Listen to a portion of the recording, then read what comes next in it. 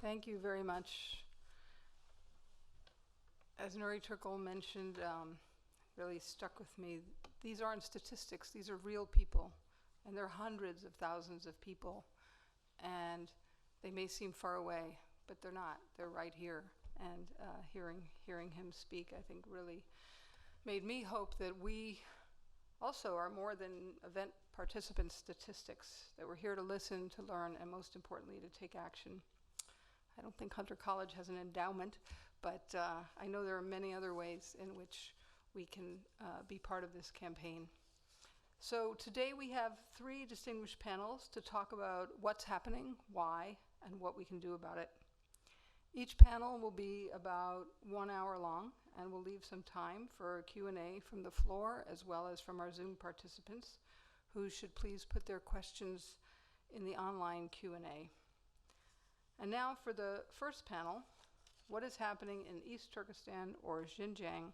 I want to invite the panelists to come to the stage. We have several also online who I think you'll see on this screen, so that we're having a hybrid technology moment. They're coming on here? Yeah, okay. They're in the back for you to see on the panel, but I think they'll also be on this screen for our audience here to see. But meanwhile, let me just invite the panel to come up, make sure your microphones are working, and it's my pleasure to introduce the moderator of this panel, Isaac Stone-Fish, who is the founder and CEO of Strategy Risks, a company which quantifies corporate exposure to China. He's also a Washington Post Global Opinions contributing columnist, a contributor to CBSN, an adjunct at NYU Center for Global Affairs, a visiting fellow at the Atlantic Council, a columnist on China risk at Barron's, and previously served as Foreign Policy magazine's Asia editor. He's the author of America Second, How America's Elites Are Making China Stronger. Please join me in welcoming Isaac Stone-Fisher, who will introduce the other members of the panel, who are 3 online, I believe. And please welcome. And you'll introduce the panelists? Okay. Well, thank you all for joining today for this conversation. I'm actually going to have the panelists introduce themselves briefly and tell you a bit about the wonderful and impactful work that they've done in this space, and then really excited to have a conversation to answer one of the most difficult questions from a conceptual perspective, which is what exactly is going on in East Turkestan? How do we get information? How do we separate credible information from probable information, from false information? And then how do we think and disseminate some of that information? So I'm going to have you start, because you're sitting right next to me, to introduce yourself to the audience, then we'll go to you, and then we'll go to our digital panelists, and then we'll start with the conversation.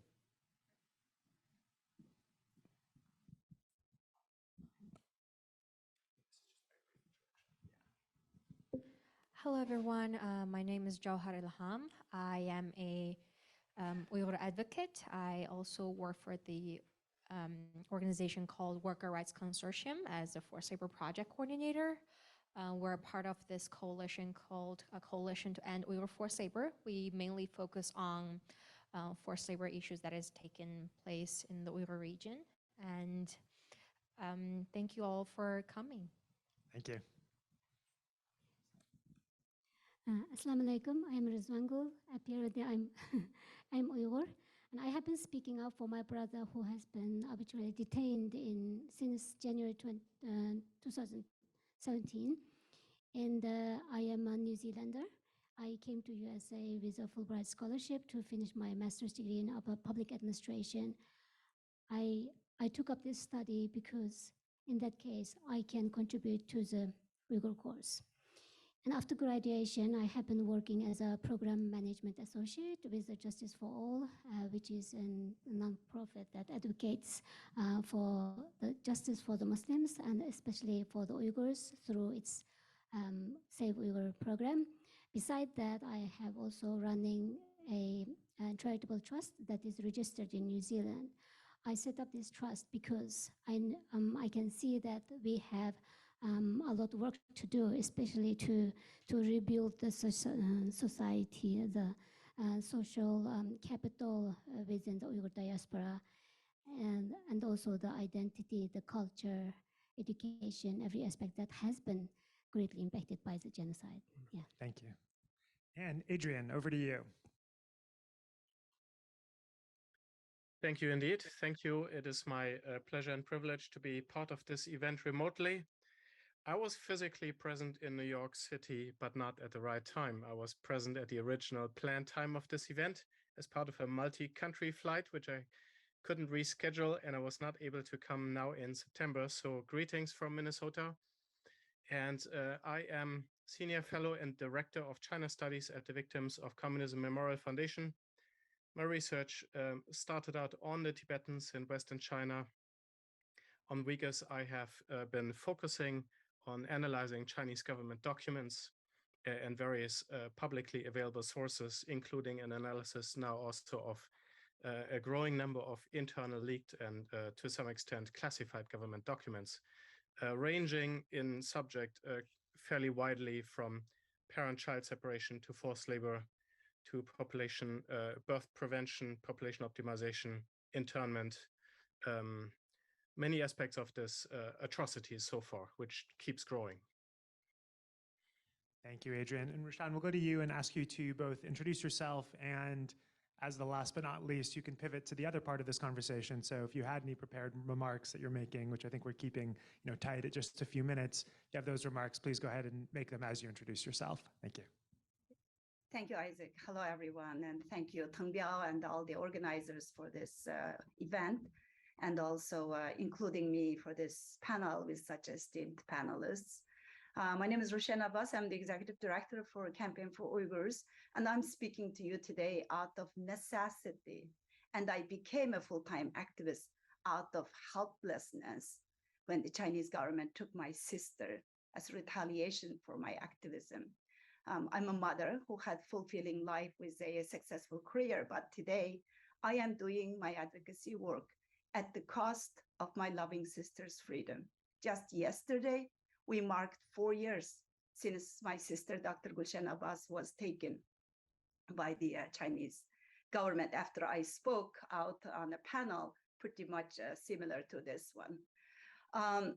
Like my colleagues and the friends will state, and they will talk about this genocide in East Turkestan, which has been devastating and has been confirmed not only through Beijing's own leaked documents after documents. Most recent one is heroic work from Dr. Adrian Zanz and the Victims of Communism, but also by hundreds of experts and the survivors' testimonies, and the victims' families like myself and the Nuri Turkel just delivered in his remarks very powerfully and passionately.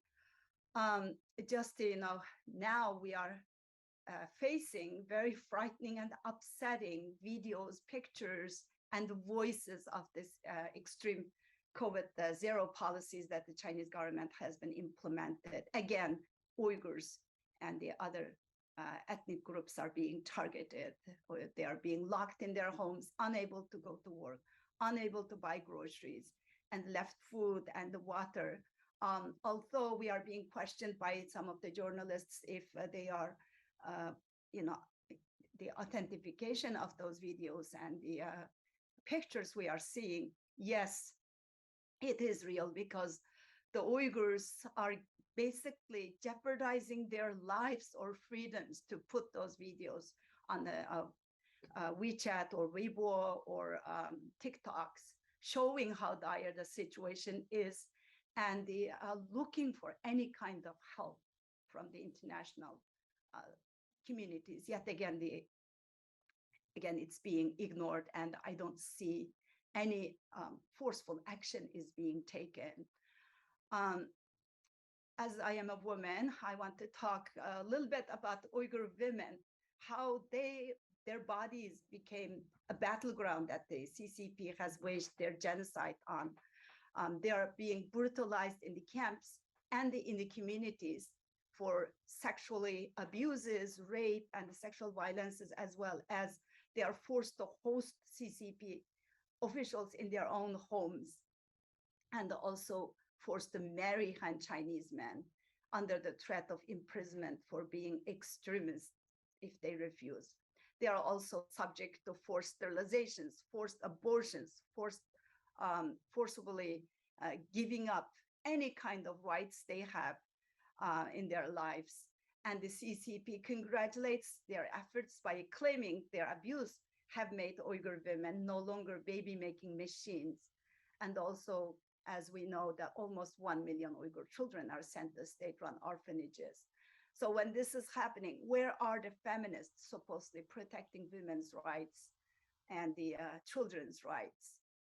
So the CCP is deliberately targeting the women to attack the Uyghur people as a whole, as a part of this main part of this genocidal policies, because it's the women who give a life and raise children who carry culture to the next generations. And it's the women that have born to be brought on those attacks. The Chinese government's war on humanity is belated, and it's a war on women and the children, and also it's a war on the free thought and the human dignity. My connection to this genocide is personal, as I mentioned. In 2018, while I was speaking on a panel outlining the fate of my in-laws, 6 days after that panel, my own sister was taken. Like many Uyghurs, she has become China's transnational repression campaign to silence Uyghur activists in diaspora. And after we launched campaigns, and I have been keep advocating for her, just like the China denied the existence of the camps at first, and now denying the genocide, they denied even my sister's existence. First, they said that I was stealing other people's photo and making my missing sister and spreading rumors about China. But then in December 2020, we learned that my sister was secretly and falsely sentenced for 20 years. So which one, am I a liar or is she a criminal? And she was charged with no evidence, no trial, nothing. She's just an innocent person, a non-political, very kind, a retired medical doctor who has helped people in her career and even after she retired. So her imprisonment is just a message to Uyghurs to be quiet or else. But we did not stay quiet. Since then, I have taken on the activism in full time, and we are trying everything we can to be the voice for my people.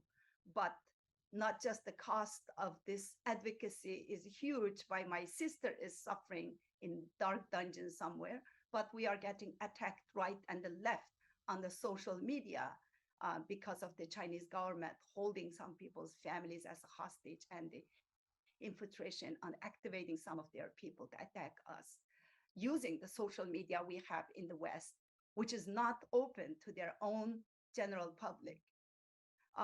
And also the recent report on the Uyghurs by the United Nations Office on High Commissioner for Human Rights. Also, it's being watered down to appease the CCP in the last hours. The report has confirmed that what we have been saying for years, the mass detention, torture, and the sexual violence, everything actually stated in the United Nations' own description of genocide. So, we touched a little bit with the Nouri's remarks, and I'm sure Adrian will talk about this, as countries and the companies using Uyghur slaves, turning all of us, you, me, and everyone complicit with China's genocide. Not just complicit, but making us enablers of this genocide, while those goods made by Uyghur slaves making China's economy, enabling China's economy to murder more people, making this genocide a profitable venture. So my sister, Dr. Rushan Abbas, could have made the shirt on your back while the Uyghurs are picking cottons, mining quartz, or manufacturing goods that exported to the rest of the world. I have recently heard from someone saying that if we don't end the dictatorship will end us. The crimes committed by Russia against Ukraine is an example of what happens when we continue to appease the dictators and refuse to take action.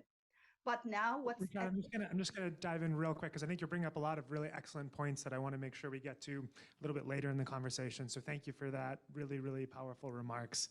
Please, over to you. Thank you very much, Rushan Abbas, for bringing up all the wonderful points and for bringing up more awareness on what's happening now in our homeland. And I feel very deeply connected to you because I know that you have your direct family members who is locked up. And as many of you all know, who's at the audience, my father, Ilham Tohti, was also sent to prison. And he was actually one of the very first Uyghur intellectual that was arrested. About 9 years ago, I came to the US without a plan, without knowing any English, without knowing anyone, without planning to stay here for more than 2 weeks. Why? Because my father was arrested at Beijing International Airport with me. But as you see, I'm here in the United States. My father wasn't this lucky. He was prevented from leaving the country. And because I was a teenager, I appeared to have no threat to the Chinese government. So I was allowed to get on the airplane. My father insisted that I should get on the airplane. That was the best decision he had ever made for me. Less than a year after he was arrested at the airport, he was officially locked up, and soon later he was sentenced to life under separatism-related charges. Even though in the decades of my father's advocacy work, his research work, all he was doing was to help the Chinese government figure out solutions to help Uyghurs and Han Chinese to peacefully coexist, while pointing out that Uyghurs deserve to live in their homeland with the rights to receive education, proper education, with the rights to practice their religion, with the rights to publish, to speak, and of course, the most basically to breathe. But now I do not know where my father is. I do not know if he's still locked up in the same prison. I do not know if he is alive because family visits are no longer allowed since 2017. And unfortunately, as mentioned earlier, this is not just a single case anymore. Millions of families are going through similar or even worse situation. The Chinese government did not only ignore my father's suggestions on how to better promote ethnic understandings, how to improve the infrastructures in the Uyghur region, but also they started implementing even more egregious human rights abuses in my homeland. And the Chinese authorities have been attempting to erase my people's culture and ethnic identity through a very cruel campaign of mass detention, forced labor, and intimidation. Millions of Uyghurs have been locked up, some forced to learn Chinese language and ideology in a re-education school, some forced to learn skills that they may have never needed in a so-called vocational training school, and some forced to work in factories sewing, manufacturing garments nonstop from day to night without being able to see the sun nor their family members. Some are forced to be sterilized so they could never bear children again. Some faces sexual abuses that they would prefer to die. They would rather die than having to tolerate another minute of a life like that. I was able to speak to several Uyghurs who had dozens of family members locked up in camps recently, actually a couple months ago. Some of their family members were either locked up in a camp or sent to work in forced labor. But they have mentioned to me after UN High Commissioner, right before UN High Commissioner, former UN High Commissioner Michelle Bachelet's official visit, majority of the people that I spoke with, their family members were released. When I heard that news, no matter what the intention behind that was, no matter what the reason behind the Chinese government's or authorities' decision for that, at some moment I was relieved, and I'm pretty sure those family members felt relieved for some moment too. But as mentioned, just this past 2 weeks, we have also seen many Uyghurs who were forced to starve and eventually had to die in their own homes due to Chinese government's current zero COVID policies. And for over 40 days of lockdown without proper food and medical supplies. Basically, we Uyghurs have left no break from sufferings and tortures. And less than 2 weeks ago, the UN High Commissioner's office finally released the long-awaited report. And this authoritative new report finds that abuses against Uyghurs and other Turkic and Muslim majority peoples in China may constitute ongoing crimes against humanity. Many organizations and Uyghur advocates, including me, we think that what is happening in our homeland is nothing short of a genocide. And I'm still glad to see that this report has firmly recognized the fact that the human rights situation in the Uyghur region requires urgent attention by the UN intergovernmental bodies and human rights system, as well as the international community more broadly.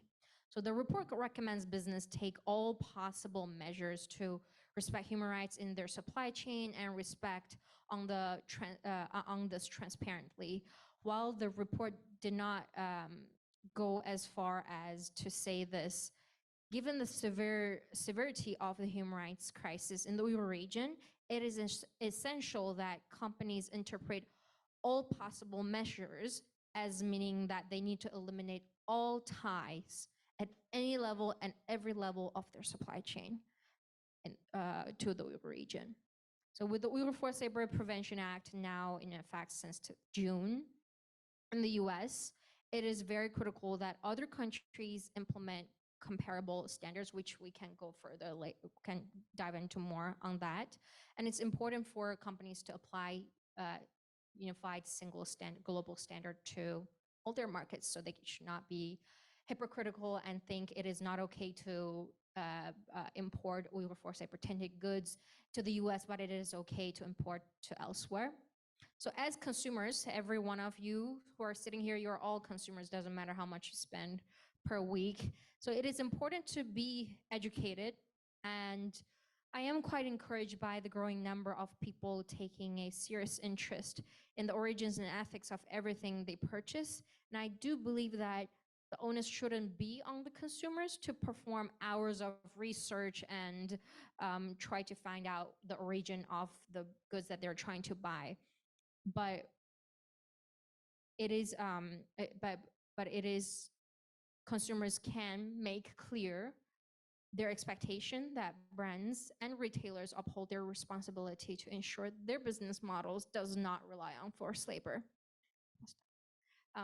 So it is possible for us to make ethical choices when we shop, but I hope you can join me to fight for a future when the ethical choice is the only one we have, and join me to fight for a future where Uyghur people can breathe and live and speak our language and reunite with our family members. I hope that future can come soon. Thank you.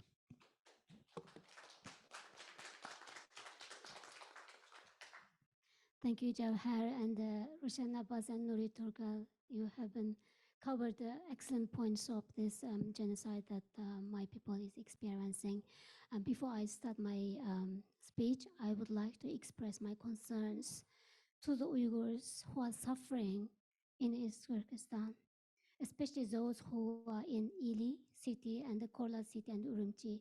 They have been ordered to stay at home, and those COVID lockdown came abruptly. The Chinese government abruptly ordered they stay where they are. If they are on the fields, agricultural fields, they stay there. If they are in the house, they stay there. They were not given any notice to prepare food. this is cruel.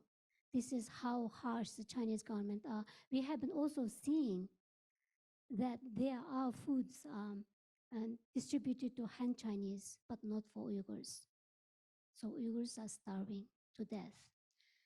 While expressing my concern, I also would like to ask all to take actions. For example, just distribute the videos of those the Uyghurs, as Rushan Abbas said, that they even if those videos they sent out, the Uyghurs, they are jeopardizing their life, but they are still taking the risk to sharing. And we translating the Uyghur language into English and then subtitle it in the video and sharing it. Please share it on Twitter and other social media so we can get attention, especially from, for example, the UN intergovernmental bodies like that. By saying that, thank you, and I start my speech. Please let me know if I speak over time. I like being Muslim, and just humble Muslim, we say Assalamu alaikum on daily basis. While we say Assalamu alaikum, we smile. We can't imagine that just such a simple phrase can put you in concentration camp. I start my speech with this because I would like to cover religious oppression as the very part of the genocide today. And you see me as how I'm sitting in front of you wearing scarf, that given the current situation in East Turkestan, I have no choice but assume that I would be sent to the concentration camp straight away if I was in China. And I choose to talk about the religious oppression today because it's not only the very part of the genocide, but also it is related to what happened to here on the US soil. Yesterday, it marked the 21st years of the 9/11, which is very much related to the religious oppression and the genocide that Uyghurs are experiencing today. Religious oppression is there since long ago. Chinese repressive policies have always been there since the Chinese Communist Party occupation. They call it peacefully liberated that region that we call East Turkestan, and which they name Xinjiang in Mandarin. Nevertheless, after the Cultural Revolution, there was some freedom existed to some degree that the Uyghurs can practice Islam. I grew up seeing men going to the mosque if they want to. I grew up seeing some women wearing scarf. And as a woman, I have never been stopped gaining education. I did my bachelor's degree in Beijing, and also I went overseas for study in New Zealand. My parents, as Muslims, Uyghurs, have never stopped me from getting education. Never stopped me for the personal development, never forced me to wear scarf. I only started wear scarf since I came out from China, and then I had the chance to understand what I am following.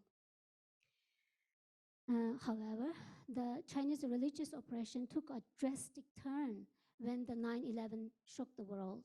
While the Muslim world facing the sharp rise of Islamophobia and the hate crimes targeted Muslims, the Uyghur Muslims in East Turkestan have suffered greatly, as we know. After 9/11, the CCP were quick to capitalize off the US narrative and manipulate the public by labeling Uyghurs as terrorist threat to the China and extremists of religion of Islam, which Chinese authority call it as disease. George Bush's administration of the war on terror in 2001 to supposedly combat the terrorism became a narrative that serving China as a political tool to further their clampdown on Uyghurs and to justify their religious oppression and genocide against Uyghurs. As Chinese government rounded up millions of Uyghurs in camps and prisons especially since the end of 2016, including my own brother, Maulan Nur Muhammad. Doesn't it mean that there were millions of terrorists and extremists in China? No, those Uyghurs' brothers and sisters are innocent. They looked up for a reason as simple as, for example, keeping a copy of Quran, the Islamic religious book, at their house, growing beer, of course, wearing scarf, and suggesting someone not to smoke or drink alcohol, making nikah for newlyweds, and the list continues. While these Islam-related practices have been targeted for reasons to be detained for Uyghurs, Islamic values have also been attacked. Just one example because of the time restrictions. Uyghur women are forced to accept Han Chinese male cadres to stay at their homes. Reportedly, at least 1 million of them have been assigned to go into your homes, sleep on their beds, eating their food uninvited. And while the men, the head of household, has already been taken to the concentration camps. So those Uyghur women were put it in a very vulnerable situation. This is so much against Islamic values. Doesn't the Chinese Communist Party know this? No, they know that they do it deliberately to humiliate them. Even worse, the Chinese authorities force marriage-age Uyghur girls to get into marriage with Chinese Han men. Chinese policies also incentivizing Chinese Han to marry Uyghur women. No Uyghur woman can say no, for the fear that her family members can be labeled as extremists and they bear the consequences, such as being taken to camps. And the list again can continue, because China has been taking any reason they can think of related to religious identity, expressions, and representations. They are putting Uyghurs in camps, prisons, now forced labor, and humiliating and bringing those as psychological as well as physical harm for Uyghurs, which actually also ended up death of many Uyghurs. We know that many Uyghurs have been died in camps, prisons, and those who are released also passed away shortly after. I don't know my brother's situation. He has been in camps for 5 years now, more than 5 years, since January 2017. I assume that he is most likely in forced labor, but you know the situation over there. I don't know his health condition. And again, as we also heard that Jewher has lost his father, and Rushan Abbas has lost her sister to the camps, and Nuri Turkel was born in concentration camp. This has been going on so much. Uyghurs have been sacrificed so much to the world to recognize acknowledge what they have been experiencing, and now we are glad to see that world finally accept that this is a genocide, and we really need action to that. And while we're having such a beautiful gathering, I mean, this is very, very valuable, meaningful gathering that we talk about this. Like 2-3 years ago, we could only see such occasions very rarely. So while seeing this, it gives me the glimpse of hope that more and more people are knowing what we are experiencing, and then some really expressing sincere interest. And I really hope that, you know, these interests as well as efforts will accumulate to action so we can save lives. Thank you. Thank you. It's very nice. A round of applause. And Adrian, do we still have Adrian on the line? Yes, yes. I've not signed off yet. Great. Over to you, Adrian, please. Thank you indeed. I'd also like to start out just by acknowledging that Uyghurs have been rendered very helpless, completely helpless at the hand of the Chinese state through the measures that we have been witnessing. And even if some Uyghurs have been released, or there's some sense of normalcy is being projected under new party secretary Ma Xingray, we need to understand that the situation is very severe. Apparently, based on internal government documents, we understand that Party Secretary Chen Quanguo, who previously governed Tibet, was brought on to Xinjiang in 2016 with a particular strategy to pacify and subdue Xinjiang according to a 5-year plan. This is according to an internal speech mentioned and explained by former Beijing's Minister of Public Security, Zhao Kezhi, that was published as part of the Xinjiang police files this year. And according to this 5-year plan, there was a 1-year intensive period, which was the beginning of the mass internments, which was then peaking. And at the end of the 5 years, Xinjiang was supposed to be pacified and sort of ready to turn over for kind of more of a long-term solution. And so at the almost like clockwork, at the end of 2021, 5 calendar years after the mass internments began, Chen Quanguo was moved on, and Xinjiang received a new party secretary, Ma Xingrui. I'm using the term Xinjiang here, which is a very colonial term, conceptually, just because of my analysis of Chinese government documents and sort of in the context of the Chinese colonial oppressive framework. And I want to acknowledge that. So under Ma Xingrui, we now see a normalization of a lot of the policies that have been implemented in the past several years. Under Chen Quanguo, we saw highly mobilizational campaigns, dramatic campaigns of mass internment, of mass rounding up into forced labor transfers and other forms, mass campaigns also for sterilizing women, for birth prevention, etc. And under Ma Xingrui, who's a technocrat, we kind of see an institutionalizing and normalizing of things, including now people have been transferred into labor. This is now being more institutionalized, and China signed the ILO agreement. Also, I think with a view that now, well, people are in factories, so there's not as much dramatic evidence of them being shifted. You don't need to shift them sort of again, or even if you do, the mechanisms are established. And the same with the camps, you know, people have been put into camps, and now sort of some have been closed, but then people have been shifted to prison terms. Others have been shifted into forced labor. Again, the visibility of this campaign is being decreased. I think both China is trying to engineer a long-term state, a sort of a sustainable long-term oppression. And on the other hand, that is also makes it easier to cover up what's going on and the losses that have been occurred, the things that have happened, so that for international observers, they'll be more easily fooled. And of course, we had a disastrous visit by Michelle Bachelet from the United Nations here this summer.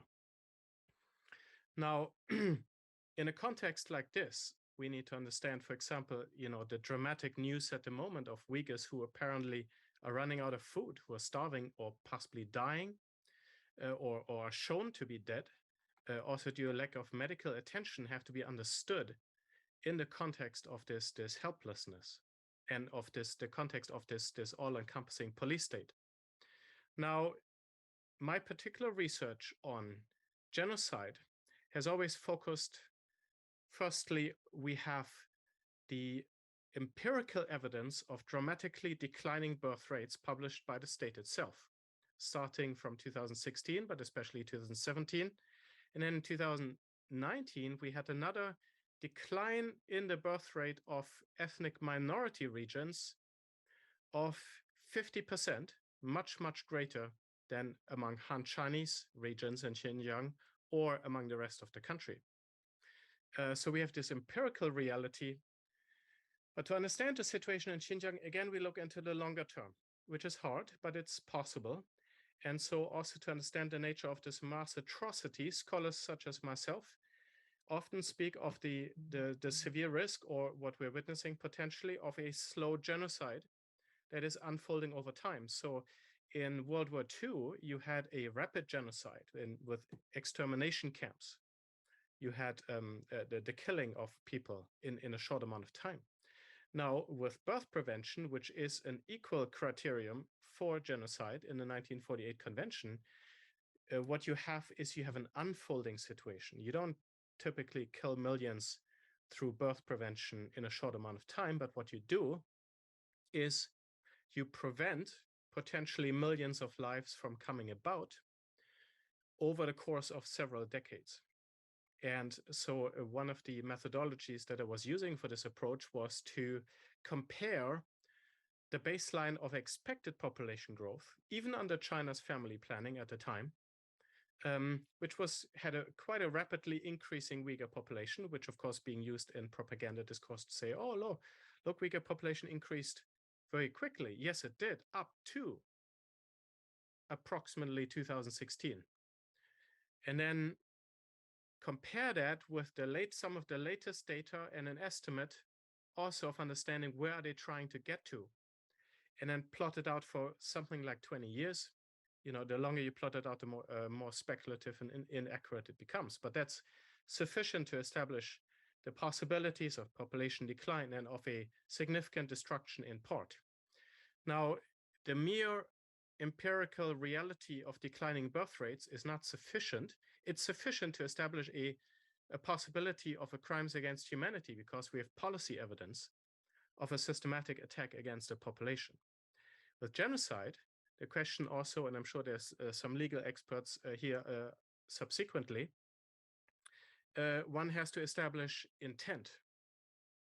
And establishing intent is often very difficult. I have made what I believe to be quite a significant initiative to establish intent based on looking at discourses of population optimization. And here we have discourses by leading academics and cadre scholars, and also some birth family planning sort of documents that speak of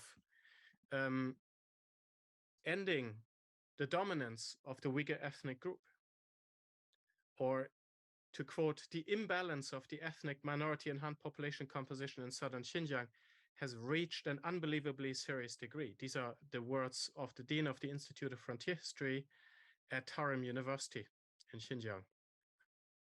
Statements by the Deputy Secretary General of the ex-PCC, the Bing Tuan, a very high official in Xinjiang, saying in 2020, after the campaign of mass internment, he said, the problem in southern Xinjiang is mainly the unbalanced population structure. Population proportion and population security are important foundations for long-term peace and stability. The proportion of the Han population in southern Xinjiang is too low, less than 15%. The problem of demographic imbalance is southern Xinjiang's core issue. These are very strong words. And of course, we now have also evidence from the Xinjiang papers, internal leaked top secret speeches by Xi Jinping, Li Keqiang, and Yu Zhengsheng from 2014 that were Xi Jinping was specifically speaking of population security and the ethnic population composition, using some of the very same wording that Liu Ele was using in 2020, and also speaking, sort of setting a lot of major targets with the shift from development to de-radicalization. Very, very major long-range targets that were then implemented. We see indications of birth prevention, indications of forced labor as well. And of course, coercive labor transfers have been named as a means to break up the hardened religious society in southern Xinjiang, according to state propaganda, or to alter the ethnic population composition. Although it's clear that labor transfer by itself is insufficient for that purpose, the state is also using birth prevention for that. So all in all, I'm wrapping up now. We see a systematic attack on multiple levels with the targeting of elites, with birth prevention, with forced labor, with parent-child separation. That is alarming to read, not just in line of the 1948 Convention for the Prevention and Punishment of the Crime of Genocide, but alarming in line of a United Nations atrocity prevention framework that establishes, because so far the international community has never been able to prevent a genocide, never. So the United Nations published a framework, an indicator framework, to alert the global community to potential indicators of an ongoing mass atrocity with a view of preventing it. And it's alarming to read this indicator framework in light of the evidence of what's been happening among the Uyghurs. Thank you. Thank you, Adrian, for those important comments.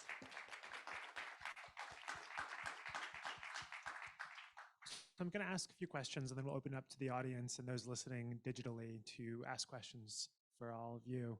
So with the reports that we're hearing about starvation among COVID lockdowns in East Turkestan, it feels that it's so important to figure out, how do we get credible information? How do we know which videos are accurate, which videos are seemingly accurate, which are not? And to any of the panelists, I'd love to know the steps that you take to vet information that's coming out so that you feel comfortable that it's accurate.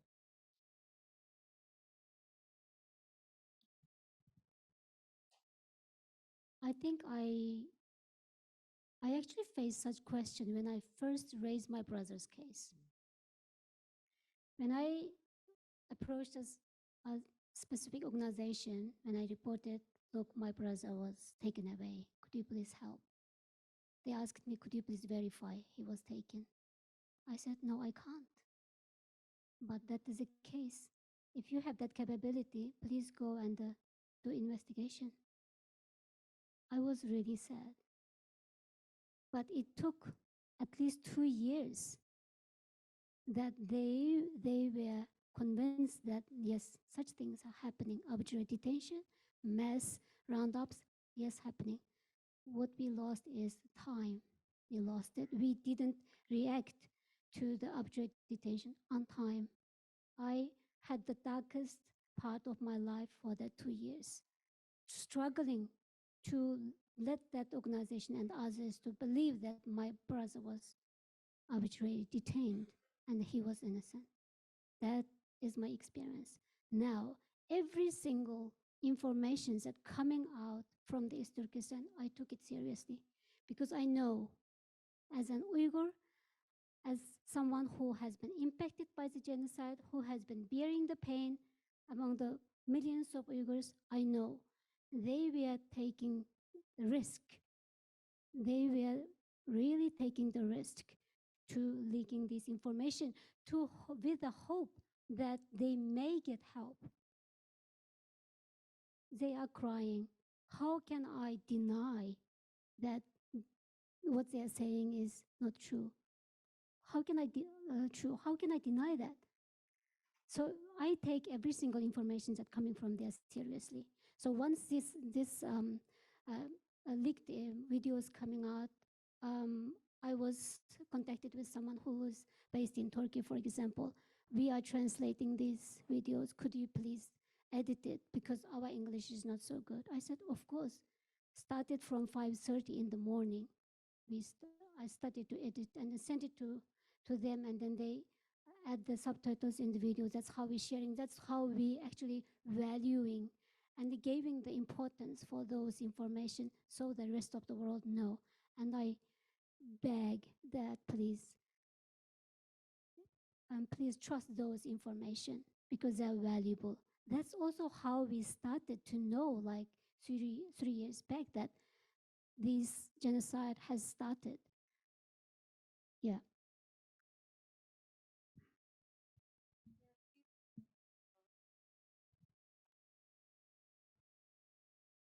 Oh, now it's working. Sorry. I think there are a few points I'd like to address. First of all, with with the circumstances, specifically the issue of the Uyghurs, we always have to assume the situation is the worst because it is extremely difficult to get information out of the region because of the surveillance. Even during the COVID lockdown in Wuhan, we're not even talking about the Uyghur region that has the heaviest surveillance tools and all kinds of technologies. Just for in Wuhan, in Shanghai during lockdown, the Chinese government has been using all kinds of tools and ways in order to control from information from going out. And imagine the level of control they have over the Uyghur region. And the matter of fact that we were able to see those videos, those messages, those audio recordings here, that means that there are already probably hundreds of thousands of people are trying to upload those. So it is extremely difficult for the Chinese government to contain it within the country. And that another point that I wanted to bring out is that instead of only focus on doing a research on the information that is getting out of the Uyghur region, I also, during my own research process, I also do research on how the rest of China is reacting to such issues. So for example, a lot of those videos were leaked on TikTok, but at the same time, the issue was brought up on Weibo, which is commonly used in China. And there's something called 超话 in Chinese, which topics will only be appeared on 超话 and has the, what is it called as hot issue, or keywords will be appeared when there are hundreds of thousands of people are talking about the same thing. So this issue was on 超话's keyword hot issue for a couple of days, because there were hundreds of thousands of people were talking about exact same thing, which is about the COVID lockdown, zero COVID policies in Yili. So no matter, there could be a possibility that some of those videos could be fabricated. There's a I cannot deny that, because I am not the one who uploaded it, but we cannot deny the fact that there are hundreds of people, thousands of people are uploading it and talking about it, and it is indeed happening. So that is how I vet my information, to first see the amount of people that can be talking about it and the origin of where the videos or the information that are coming from, and also compare those information as well, because oftentimes when I interview refugees for our forced labor project, in order to verify their testimonies are true, obviously those survivors or victims have not spoken to each other, but by comparing their testimonies, those overlap parts we know is true, because it had been brought up 50 times, 100 times by different victims. And it's the same thing with the videos, finding the similarities and the common grounds. Wonderful, thank you. And Adrian, question specifically for you. We know that there's a lot of deserved lack of trust of Chinese statistics. And I wonder, when you're deciding which numbers to use in your report, how do you either vet or contextualize some of the Chinese statistics that you're using? Or how do you think people should be thinking about that intellectually?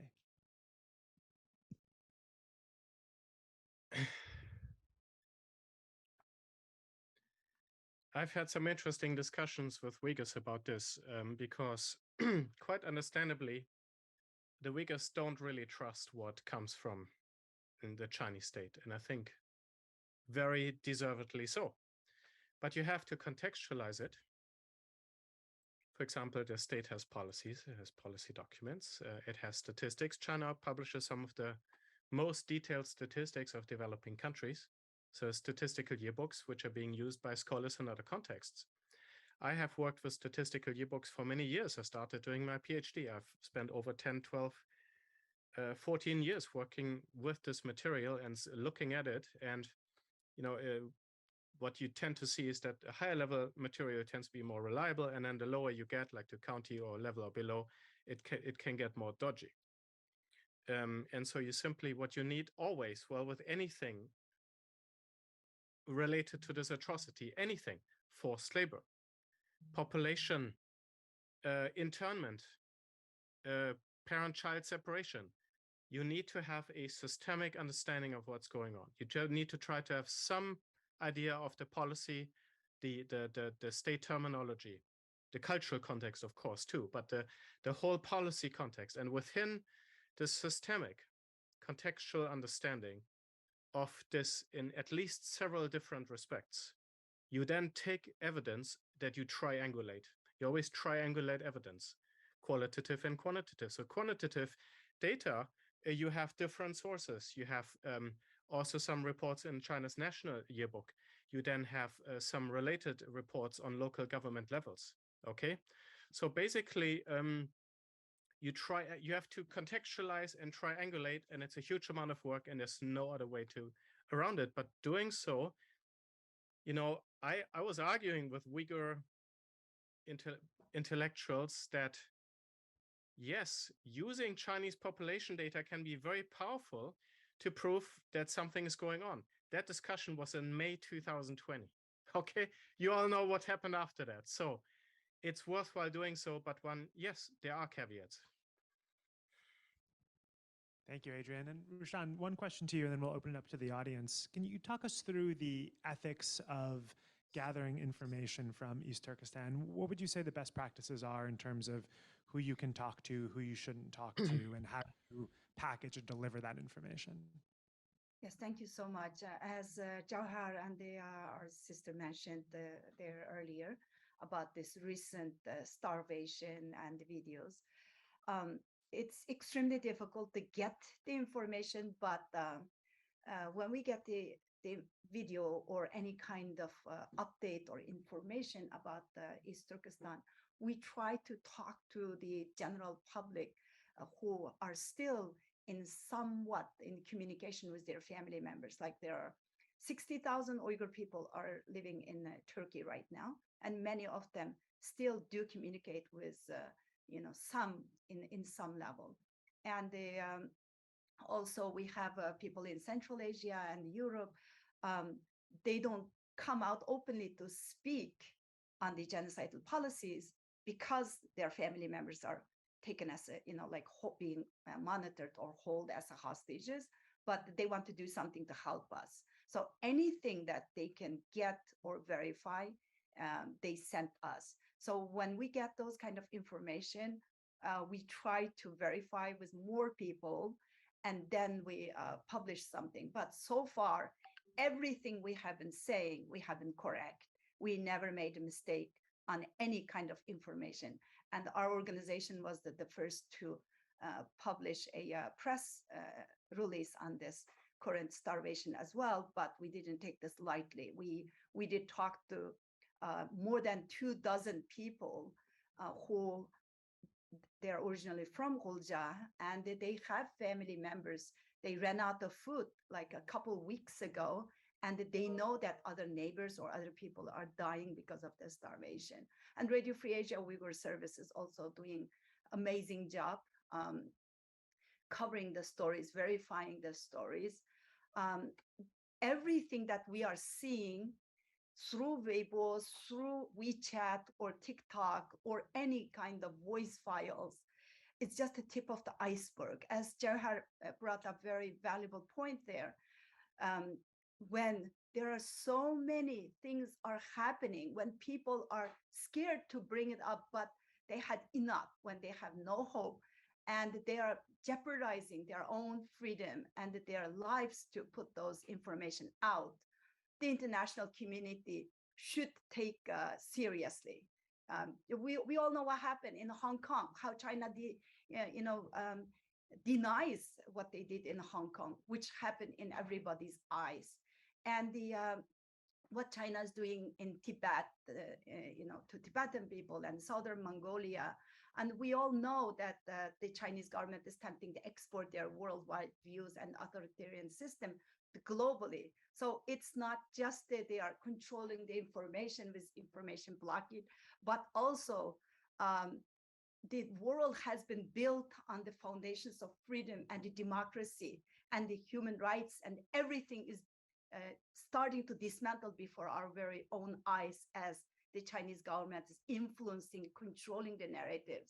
So, we have to be really careful on not to undermine those kind of information that we are receiving just because it's difficult to verify. And that's what the Chinese government counted on when they started their genocidal policies several years ago, that the world community will not believe us. We won't have any tangible ways to confirm or verify because of the surveillance and because of the consequences. So, and I just want to add something here. Not just the Uyghur people back home willing to speak out or sending us the information that's verifiable or confirming it. Look at the entire world. Everyone is silent when the genocide came from China, who has the money and the power. Look at the Hollywood celebrities, the kings or the leaders in the world, or CEOs of the corporate USA, and the talk show hosts. Everyone is so vocal against any kind of social injustice, especially in America, rightfully, we should. But where are they when the Uyghur women are facing such brutality and the Uyghurs are facing genocide? So, people are voluntarily giving up their freedom of speech. It's not just what they are giving up is their freedom of speech. It's their sovereignty in the long run, and also the freedom and the democracy that your parents and your grandparents worked so hard to establish in the last 50, 70 years. Thank you. So we have a really fantastic group of panelists. So I want to keep questions very short so that we give the panelists more chance to respond. Sorry, if I'm allowed, Sure, I would like to make a note here. Regarding the videos, leaked videos about starvation, we may now see less and less of them, maybe none of them coming forward, because just yesterday, the regional TV station in East Turkestan, they announced that anyone is putting videos and leaking information about starvation will be penalized. And they specifically stated out the law, which according this is law. So this is the consequences that the Uyghurs taking the risk to leaking these videos. And from this point, how the authorities, local authorities reacting to that itself proves that this is true. This situation is happening. Thank you. Thank you. All right, questions? Then, Tala, sure, I'm going to keep an eye on you, and you can just point to me when we're out of time.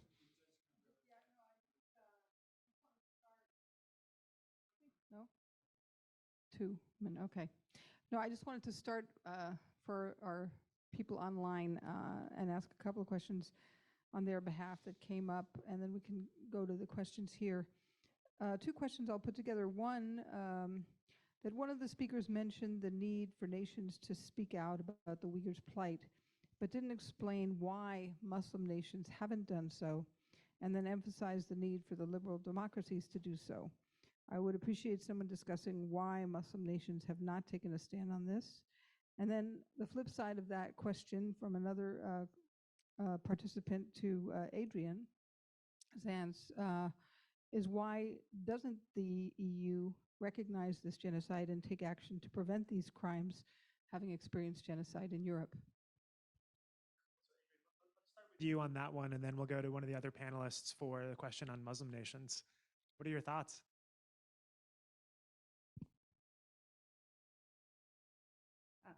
Is it me? Sorry, who were you addressing?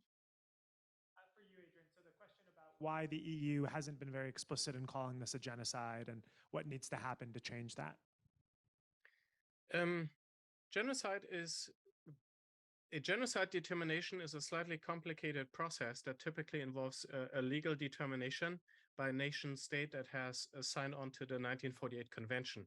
So the EU itself, I think as an entity, I'm not sure that the EU as an entity, although I'm not an expert on the topic, is actually able to make they could probably make a legal determination, but they're not a member state or a signatory to the 1948 convention. So it's up to of course, they could coordinate the process. I mean, really, if you think about what they could do, I think a lot of things come to mind what they could do. But nation states would need to make a legal determination, which can be done by governments, by government lawyers. Now, the United States has done so. Why Europe not? I think the one reason is trying to be conservative. And I think Germany in particular is making a major mistake. Germany is trying to honor the memory of the Holocaust by lifting the bar of the genocide definition and say, well, anything that we call genocide has to be at least as bad as the Holocaust. And so they'll probably never make a genocide determination, which of course runs completely counter to the purpose of the convention designed to prevent genocide, right? Prevent and punish the crime of genocide. So it's twisted. It's a twisted way to try to fulfill your historic obligation. But I think a major reason is political. A genocide determination would very seriously offend the Chinese. And the 2 major driving countries in the European Union, Germany and France, have shown for a long time great political weakness in the face of major authoritarians. I mean, just look at their weakness in dealing with Vladimir Putin, right? So with China, we are slowly seeing some slight improvements. But I think Europe is quite a ways away from making a serious move to fulfill its obligation to work towards preventing the possibility of genocide occurring. Great. Thank you, Adrian. And over to one of the panelists who wants to tackle the question about Muslim countries' relative silence. Can I say something? And then, well, the Muslim majority countries, especially the Muslim people, also have been victims of China's disinformation and the false narratives. While Chinese government is calling Islam as a mental disease and waging war on the faith itself, they are putting together a conference on Islam, like end of 2019 in Malaysia. The Chinese embassy in Malaysia invited Muslim scholars from all over the world, and they had a conference. It was in-person conference. This was before the pandemic. And the name of the conference is Islam in China. So they are talking about how greatly flourishing, Islam in China. So they are trying to say the Uyghurs that they are putting in the concentration camps or re-educating, they are the Islamic extremists or radicalized Muslim people. And many people buy this. And I always give example of this one person in New York. His name is Mohammed Baher, and he's a Palestinian activist. He doesn't live in one of the Muslim majority countries where he doesn't have access to free media. He lives in the heart of New York, and he's a political activist. And I have been trying for past 3 years, convincing him that this is actual China's war on Islam. And he tells me, no, China has a problem with separatists and some radicalized Muslims, but China doesn't, China supports Islam. Like I have been to Beijing and myself, and I saw with my own eyes, nobody really intervenes if I pray or go to mosque. So this is the problem that we are facing.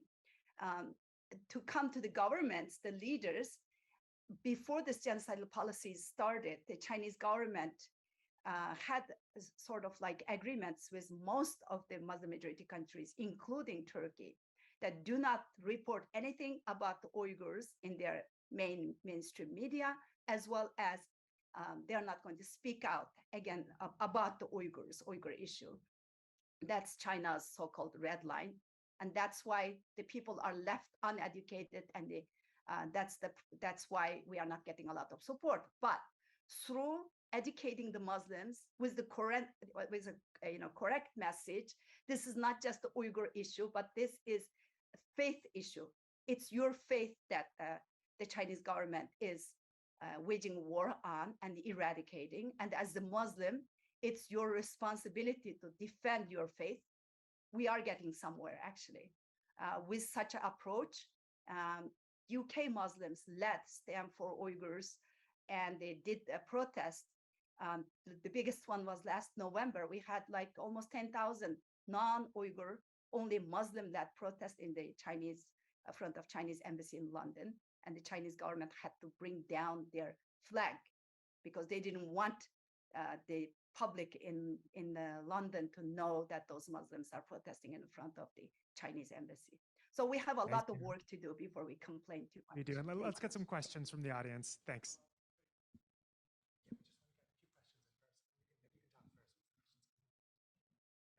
Oh, okay. Sorry. My name is Michael. It was just briefly touched upon. It reminded me of something. Actually, 20 years ago, when the China Institute was only a block away from here, I was at a program called China and the War on Terror, and Jerome Cohen expressed great alarm about the rhetoric and what was happening in Xinjiang at the time about the war on terror. And it reminded me, if someone could talk more about how we sort of got to the situation 5 years ago and now, because it's been escalating for quite a while, and it just made me think about that program 20 years ago, not that far from here. Thank you, Michael. Let's take one more question, and then we'll turn it back to the panelists. So before you were talking about how I guess China is waging a war on Islam. Do you know anything about, I guess, about other Muslim groups in China, such as like the Hui group? Do you know if like they're facing similar, I guess, restrictions on their religious practices? Thank you. So questions are 9/11 and what's happened over the last 5 years, and then also what's going on with Huis and Kazakh and other ethnic Muslims in China. I would like to just quickly answer the question that our sister asked previously. If I'm, yeah, we have witnessed a couple of times that significant number of Muslim nations have backed up China at UN, and always we ask why they don't understand, why they don't believe what we are experiencing. I guess with my limited knowledge on this specific topic um, and that I would like to say that, without going into detail, it is because of the financial involvement with the Muslim nations. That's one thing. Another thing is that China has invested so much to buy the elites in Muslim nations. Recently, Chinese embassy in New Zealand claimed that they invited a good number of group of Muslim leaders to come and visit East Turkestan. And they said, their feedback is that life in East Turkestan is good. But we all know that they can only see what the Chinese government allowed to see. So they are like buying what the Chinese government's narrative. This is one point. And when we look at the general public, the Muslim brothers and sisters around the world, yes, there has not been enough attention or support for Muslim brothers and sisters, Uyghur brothers and sisters, but it has been improving. From my experience, when Justice for All lobbied for the Uyghur Human Rights, Uyghur Forced Labour Act, Justice for All successfully got motivated like 52,000 phone calls within the Muslim communities around USA. They call 52,000 phone calls reached to the Congress. This is one thing. And at the beginning of 2019, over 100 Muslim leaders in the US, with the leadership of with the suggestion that put forward by the Justice for All, they announced a statement that expressing their concerns of the Uyghur genocide. So while the Muslim nations, the leaders have been denying or denying the Uyghur genocide, the general Muslim brothers and communities, there is improvement in the the awareness as well as support towards the Uyghur brothers and sisters. This is my answer. Yeah. Can I answer that question, if I may, about the war on So terror? just how much time do we have left? Tongbya, how much time do we have? Sorry, I thought she was done. So what we'll do, we'll take Rushan and then my colleague here, and then we'll have to call it. Thank you. Okay, so 20 years ago, what happened when our nation here in the United States faced the most tragic 9/11 attacks? Right before that, the China joined World Trade Organization and started to promote all kinds of propaganda videos inviting the Western corporations to come and invest. And those videos, we used to see beautiful land, and they were saying, great place, safe, friendly Uyghur Muslim people, or friendly people of East Turkestan, called Xinjiang. And they were really inviting the Western corporations to come and invest in our homeland. But then overnight, right after 9/11 and war on terror, the Uyghurs became terrorists because China saw this as an ample opportunity to persecute people. And so what happened last 5 years, the person asked, this is not just something started 5 years ago. China never does anything in the spur of the moment, like they just start something like last year or 10 years ago. They make plans for 25 years, 50 years, and 100 years. ever since the occupation of our homeland by the Chinese Communist Party in 1949. They have been persecuting and oppressing Uyghur people under the different labels. During the 50s, it was nationalists, and they killed so many Uyghur elites. During the 60s, Cultural Revolution, Uyghurs became counter-revolutionists, which my parents' era. My father was persecuted at that time. My grandpa was in jail for 3 years.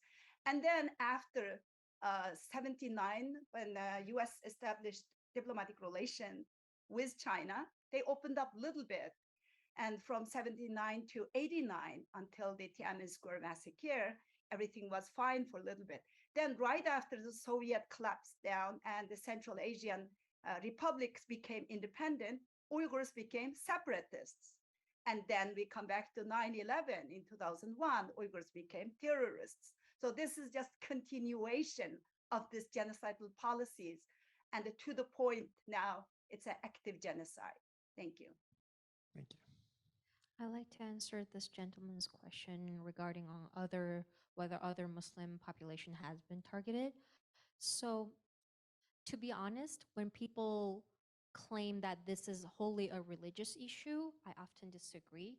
I do think the religion definitely plays a part, but Islam is not the only reason why the Chinese government has been targeting the Uyghur population. And before that, I wanted to point out that I am not directly aware of any Hui Muslims that have been targeted, but there are other Muslim minority groups, Muslim ethnic groups have been targeted, including Kazakhs, Kyrgyz, that I am aware of. And as you may note, majority of those Turkic Muslim majority groups have been living in the Uyghur region. So that's the point that I wanted to raise. A lot of times, Islam is, as Rushan brought up, Islam has been used as an opportunity, an excuse that the Chinese government used to targeting a certain group that the Chinese government want to target. Religion often can be used as it, because the Chinese government can think when someone has a different religious background, they're less likely to be controlled, and the Chinese government also claimed that this person could be tainted by extremist thoughts and extreme views because of their religious beliefs. So that's why Chinese Christians are also targeted. And on top of that, the Uyghur region's geopolitical value, which can also play into why some of the Muslim countries can be silent, because of the Uyghur region is linked to all the Belt and Road Initiative, countries that are participating in Belt and Road Initiative projects. And the Uyghur region is also full of natural resources like gold and gas, which makes the Chinese government want to even control the region, including its population, with 100% within their fingertips. And on top of that, if you notice, most of the groups have been targeted by the Chinese government are the groups that hold either different ideologies, different religious backgrounds, different language, or different culture backgrounds. And Uyghur people happen to hold all those four above. We speak different language, we hold different religion, and we think quite differently. We have different culture backgrounds. So that makes us the perfect target by the Chinese government. And we live in a land which is 1/6 of China's mass land, but have less than 20 million population. It can help the Chinese government to solve its overpopulation issues, can solve with the numbers of Uyghur Muslim women that we have in the region, young women that we have. We can help the Chinese government solve its overpopulated young bachelor issue because of the one-child policy. The Chinese government, the Chinese people have had aborted lots of females, so they have more than 6 million or 7 million male over female. So that's why the Chinese government also encourage Han Chinese young male from migrating to the Uyghur region. So I think all of those reasons above are why exactly the Chinese government focus a lot on the Uyghur region. And Islam is definitely one of the reasons, but it's not the whole reason. Thank you. So let's give the panelists a round of applause for their impactful conversations and comments.